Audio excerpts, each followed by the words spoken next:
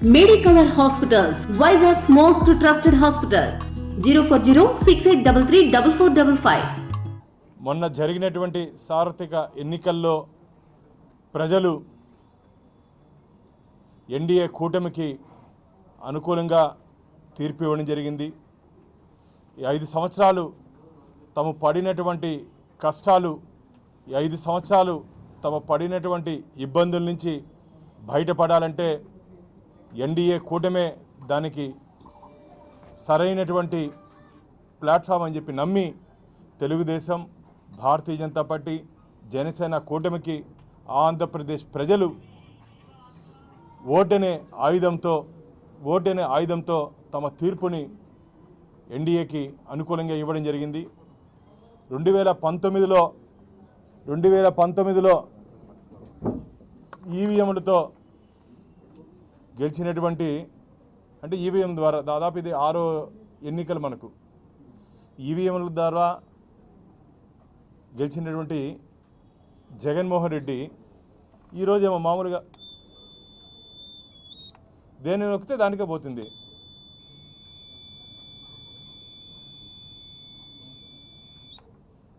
ఆయనకి ఏదైనా అనుమానాలుంటే supreme court directions ఇచ్చింది. ఏదైనా అనుమానాలుంటే వెళ్ళి నివృత్తి చేసుకోవచ్చు. ఈ ఓటమికి కారణం నువ్వే జగన్మోహన్ రెడ్డి. ఈరోజు ఆంధ్రప్రదేశ్లో ఓటమికి కారణం నువ్వే. నీ ప్రవర్తన, నీ పనితీరు. ఏ రోజైనా ప్రజలను కలిసావు నువ్వు? తాడేపల్లి ప్యాలెస్లో కూర్చొని నీ గుర్తైనటువంటి ఫ్యాన్ కూడా వేసుకోకుండా, ఏసీ కింద కూర్చొని నువ్వు నీ గుర్తైనటువంటి ఫ్యాన్ కూడా వేసుకోకుండా ఏసీలో కూర్చొని, ఏసీ రూమ్లో కూర్చొని ప్రజల్ని కలవకుండా పరదాల చాటును వచ్చి సిగ్గుండాలి నీకు. ఈరోజు ఈవీల మీద నెపం మోటేదానికి 5 సంవత్సరాలు ప్రజల్ని గాలికి వదిలేసి గాల్లో తిరిగినట్టు ముఖ్యమంత్రి నువ్వు. 5 సంవత్సరాలు ప్రజల కష్టాలని, ప్రజల ఇబ్బందుల్ని, ప్రజల బాధల్ని గాల్లోకి వదిలేసి గాల్లో తిరిగే ముఖ్యమంత్రి నువ్వు. ఇంక నీకు ఓటు ఎలా వేస్తారు ప్రజలు? నీ ఎమ్మెల్యేలకు కానీ, నీ మంత్రులకు కానీ ఏ రోజైనా అపాయింట్మెంట్ ఇచ్చావు నువ్వు? ప్రజా సమస్యల మీద కానీ, ప్రజలు పడుతుంటే ఇబ్బందుల మీద కానీ ఏమైనా మాట్లాడాలంటే ఏ రోజైనా సరే నువ్వు వారికి అపాయింట్మెంట్ ఇచ్చావా? సమీక్ష సమావేశాలు ఎన్ని నిర్వహించావు? ఈరోజు ఈమెయిల్ మీద అనుమానం ఉంది అంటావు. అసలు నువ్వు సర్వే చేయించుకున్నావే ముందర? ఎమ్మెల్యేల మీద, నీ అభ్యర్థుల మీద, నీ మంత్రుల మీద సర్వే చేయించుకున్నావే? ఆ రోజు మేము చెప్పడం జరిగింది, అయ్యా ముఖ్యమంత్రి గారు, మీ మీద మీరు సర్వే చేయించుకోండి, మీ పనితీరు మీద మీరు సర్వే చేయించుకోండి. అప్పటికే తెలిసిపోయింది ఆయనకి, అరే నా పరిస్థితి ఇది అని. నీ సీటే మార్చాలని చెప్పి ఆంధ్రప్రదేశ్ ప్రజలు భావిస్తున్నారు. నీ స్థానాన్నే మార్చాలని చెప్పి ఆంధ్రప్రదేశ్ ప్రజలు భావిస్తున్నారని చెప్పి భారతీయ జనతా పార్టీ ఆ రోజే చెప్పడం జరిగింది. ఏ రోజు కానీ ప్రజల కష్టాలు పట్టించుకోలేని ముఖ్యమంత్రి ఈరోజు ఓటమి పాలైన తర్వాత అరే నాకు దాని మీద అనుమానం ఉంది, దీని మీద అనుమానం ఉందంటే నీ మీదే నీకు అనుమానము. ఆత్మ పరిశీలన చేసుకో. ఈ 5 సంవత్సరాలు ఏ రోజైనా సరే నువ్వు ప్రజలకు సంబంధించిన ఇబ్బందులు ఎన్ని అటెండ్ అయినావు? ఎన్ని పరిష్కరించావు? నీ సొంత ఊరిలో అన్నమయ్య డ్యాము గేటు పగిలిపోయి కొట్టుకుపోతే నీ సొంత జిల్లాలో ప్రజలకు ఇల్లు కట్టిలే, ప్రజలకు ఇంతవరకు కాంపన్సేషన్ సరిగా చెల్లించలే అక్కడ. అది నీ పనితీరు. ఈరోజు నువ్వు మాట్లాడుతున్నావు, ఇంకా మళ్ళీ మాట్లాడాడు 5 సంవత్సరాలు కదా కళ్ళు మూసుకుంటే అయిపోతుందని. నువ్వు జీవితాంతం కళ్ళు మూసుకునే ఉండాలి. ఆంధ్రప్రదేశ్ ప్రజలు ఎట్టి పరిస్థితుల్లోనూ తిరిగి నిన్ను అధికారంలోకి తీసుకురావాలని చెప్పి ఒక ఆలోచన కూడా లేదు వాళ్ళకి. భయపడి బ్రతికారు వాళ్ళు. మామూలు ఏ ముఖ్యమంత్రి అయినా సరే పనిచేసి ప్రజల గుండెల్లో ఉండాలా. ప్రజల గుండెల్లో దడబుట్టించాడు నీ అధికారంతో, నీ అధికారులతో ప్రజల్ని భయభ్రాంతులకు గురి చేసి 5 సంవత్సరాల కాలంలో ఐపీఎస్ని, ఐఏఎస్ని అడ్డం పెట్టుకొని నిష్టానుసారంగా అక్రమ కేసులు పెట్టిస్తావా?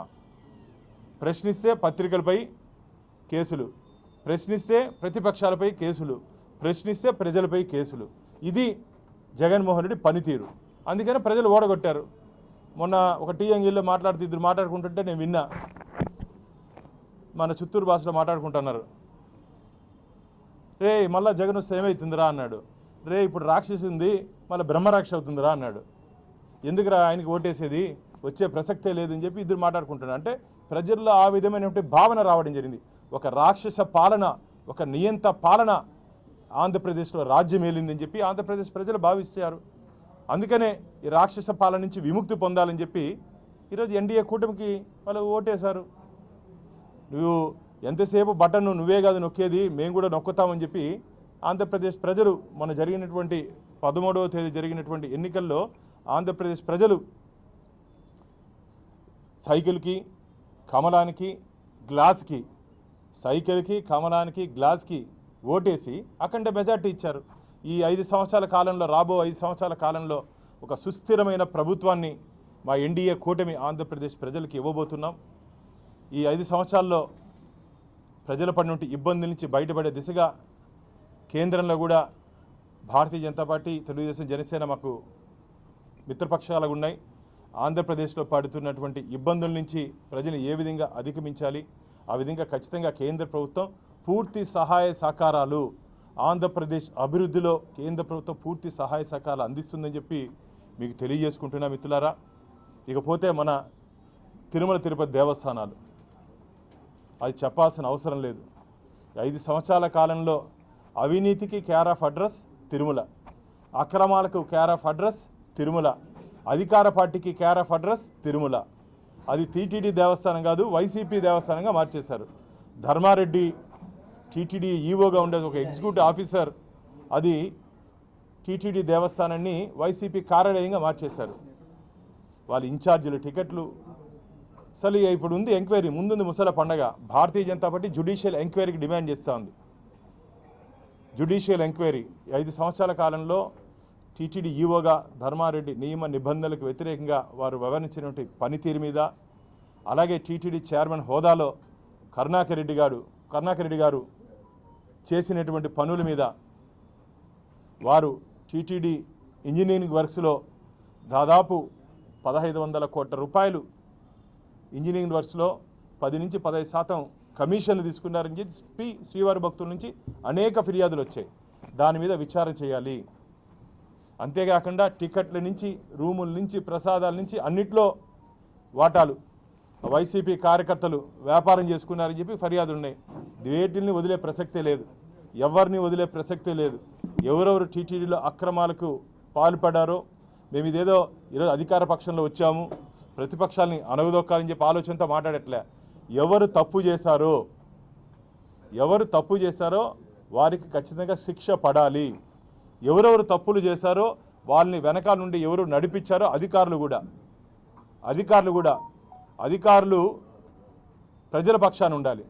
అధికార పక్షానికి కొమ్ము కాస్తే రాబో రోజుల్లో ఏ విధంగా చర్యలు ఉంటాయో మీరు చూడబోతారు. నియమ నిబంధనలకు వ్యతిరేకంగా అధికార పార్టీకి తొత్తులుగా వ్యవహరించే అందరి మీద శాఖాపరమైన చర్యలు మేము తీసుకోబోతున్నాం. లోకేష్ బాబు దగ్గర రెడ్ బుక్ ఉంది, మా దగ్గర కూడా ఒక రెడ్ బుక్ పెట్టుకొని ఉన్నాం. ఎవరెవరు ఈరోజు అధికార పార్టీకి కొమ్ము కాసారో, పూర్తిగా నియమ నిబంధనలను తొంగలో తొక్కారో వారందరి మీద మేము చర్యలు తీసుకోబోతున్నాం. వాటన్నిటినీ మేము రాష్ట్ర ముఖ్యమంత్రి గారిని కలిసి ఒక నివేదిక రూపంలో మేము ఇవ్వబోతున్నాం. ఎక్కడెక్కడ అక్రమాలు జరిగాయి, ఎవరెవరు ఉన్నారో దాంట్లో, ఈ టీడీఆర్ బాండ్ల విషయంలో అయితే ఏమి, టీటీడీలో జరిగినటువంటి అవినీతి అయితే ఏమి, వీటన్నిటి మీద సమగ్ర నివేదిక మేము ముఖ్యమంత్రి గారి దృష్టికి తీసుకొని వెళ్ళబోతున్నాం.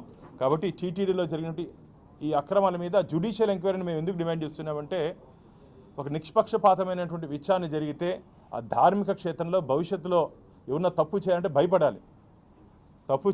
భయపడాలి. వాళ్ళే జ్యుడిషియల్ సిట్టింగ్ హైకోర్టు జడ్జి విచారణ చేయించాలని మేము కోరుకుంటున్నాం. ఎందుకంటే అది జరిగితే వాళ్ళకి పూర్తి స్థాయిలో తెలుస్తుంది. విచారణ అప్పుడే ఇన్ని అక్రమాలు జరిగాయని చెప్పి వాళ్ళకే తెలిసిపోతుంది. కాబట్టి శిక్ష పడేదానికి ఈజీగా ఉంటుంది. మళ్ళీ అధికారులు రిపోర్ట్ ఇచ్చి ఎవరు చేసినా ఒకే రిపోర్ట్ వస్తుంది. అధికారులు ఇచ్చినా సరే, ఎవరు ఇచ్చినా సరే ఒకే రిపోర్ట్ వచ్చే అవకాశం ఉంది. చాలామంది నాకు ఫోన్లు చేసి చెప్తున్నారు, అన్న ఈరోజు ఇవి జరిగినాయి, ఎందుకే ముందు చెప్పలేదంటే మాకు భయంనా అన్నారు. భయం గుప్పెట్లో ఇక్కడ ప్రజలు బ్రతికారు. ఏ రోజు ఎవరి మీద గంజాయి కేసు పెట్టేస్తారో. నాకు తెలిసి మీడియా మిత్రుల మీద కూడా అక్రమంగా కేసులు పెట్టారు, గంజాయి కేసులు. నాకు తెలిసి ఒక మిత్రుడు కూడా పాపము చనిపోయారు. వీళ్ళ బెదిరింపులకి ధైర్యంగా నిలబడాలి పాపం. కానీ అందరూ ఆ పరిస్థితులు ఉండరు కదా. వీళ్ళ అక్రమాలకి వీళ్ళ దౌర్జన్యానికి వాళ్ళు కూడా బలైపోయారు పాపం. వాళ్ళ కుటుంబాలను ఎవరు చూసుకుంటారు? ఈరోజు జగన్మోహన్ రెడ్డి కళ్ళల్లో ఆనందం చూడాలని చెప్పి ఎగిరేడంతా అధికారులు. ఆయన కళ్ళల్లో ఆనందం చూడాలంటే ఆయన ముందు పోయి ఎగరండి అయ్యా మీరు. ఆయన ముందు పోయి డ్యాన్సులు చేయండి, మాకు అభ్యంతరంలే. అధికారులను అడ్డం పెట్టుకొని ప్రజలు ఇబ్బంది పెడతారా మీరు? కాబట్టి భారతీయ జనతా పార్టీ డిమాండ్ చేస్తూ ఉంది, ఈ ఈవీఎంల మీద అనుమానాలు వ్యక్తం చేసినట్టు జగన్మోహన్ రెడ్డి నువ్వు రా, సుప్రీంకోర్టు డైరెక్షన్స్ ప్రకారం పోదాం, కూర్చుందాం, ఏ బూతులో ఎక్కడెక్కడ ఎన్నెన్ని ఓట్లు పడ్డాయో పరిశీలిస్తాం. నీకు ధైర్యం ఉంటే రా. ఆరోపణ చేసేది కాదు జగన్మోహన్ రెడ్డి గారు, ఆరోపణ చేసేది కాదు. నీకు ధైర్యం ఉంటే రా, పరిశీలిస్తాం.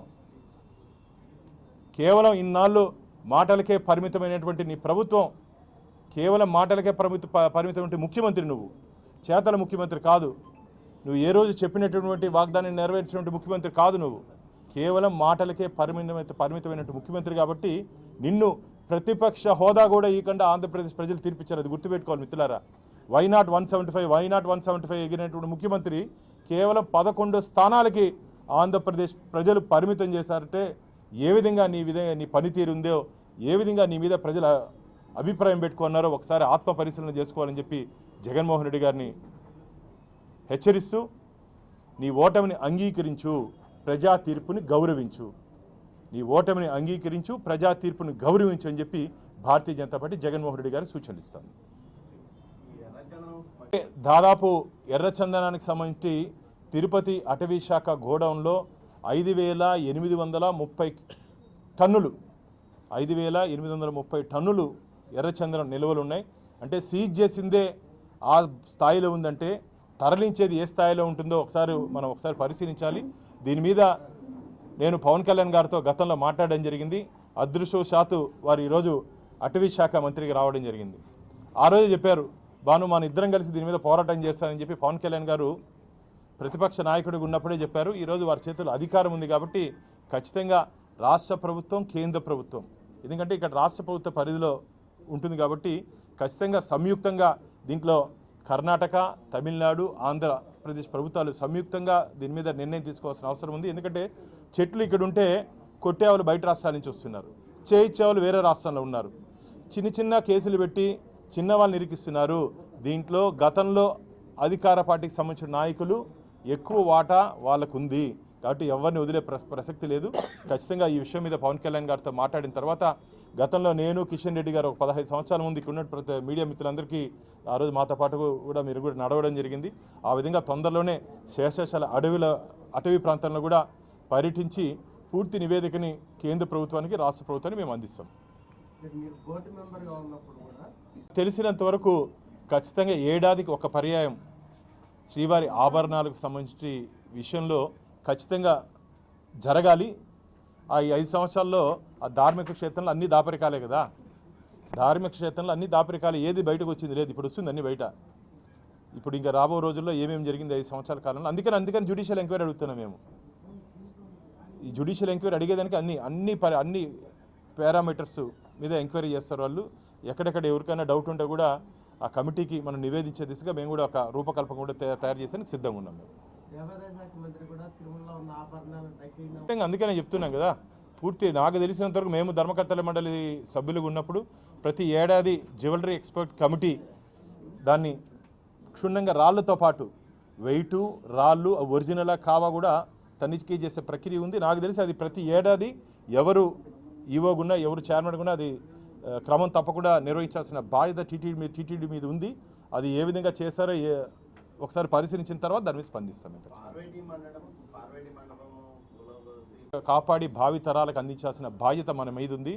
అది ఆ రోజు వారు 100 సంవత్సరాలకు దాటినట్టు ఏ ప్రాచీన కట్టడానైనా సరే కేంద్ర పురావస్తు శాఖ అనుమతితో దాన్ని తొలగించి తద్వారా వారి సలహాలు, సూచనలతో పునర్నిర్మించాలి.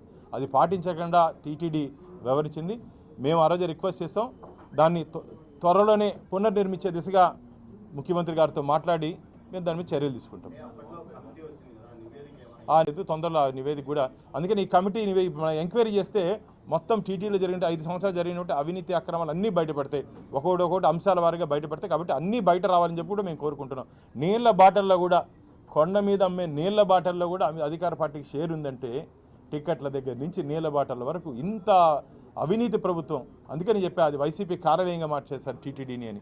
కాబట్టి ప్రక్షాళన మొదలైంది. ఆ రోజు నేను అదృష్టవత్తు ముఖ్యమంత్రి గారు తిరుమల ఆలయంలో కనపడితే వారితో చెప్పడం జరిగింది, అన్న పూర్తిగా టీటీడీ ఆలయాన్ని వాళ్ళు కబంధ హస్తాల్లో తీసుకొని మొత్తం నియమ నిబంధనలకు వ్యతిరేకంగా వివరించారంటే బాను నేను ఖచ్చితంగా ప్రక్షాళన చేస్తాను, మన ప్రక్షాళన ఇక్కడి నుంచే మొదలవుతుందని చెప్పారు.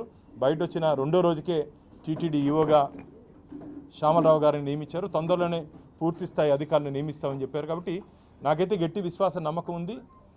ఈ ఎన్డీఏ కూటమికి స్వామివారి అనుగ్రహం ఉంది, వైసీపీ మీద ఆగ్రహం ఉంది. మిత్రులారా, ఎన్డీఏ కూటమి మీద వెంకటేశ్వర స్వామికి అనుగ్రహం ఉంది, వైసీపీ కూటమి మీద ఆగ్రహం ఉంది. ప్రజల ఓటుతో పాటు వెంకటేశ్వర స్వామి అనుగ్రహం కూడా మాకుందని చెప్పి మేము భావిస్తున్నాం. మరిన్ని వీడియోస్ కోసం ఛానల్ ని సబ్స్క్రైబ్ చేయండి, లేటెస్ట్ అప్డేట్స్ కోసం వాట్సాప్ ఛానల్ ని ఫాలో చేయండి అండ్ లింక్ డిస్క్రిప్షన్ లో ఉంది.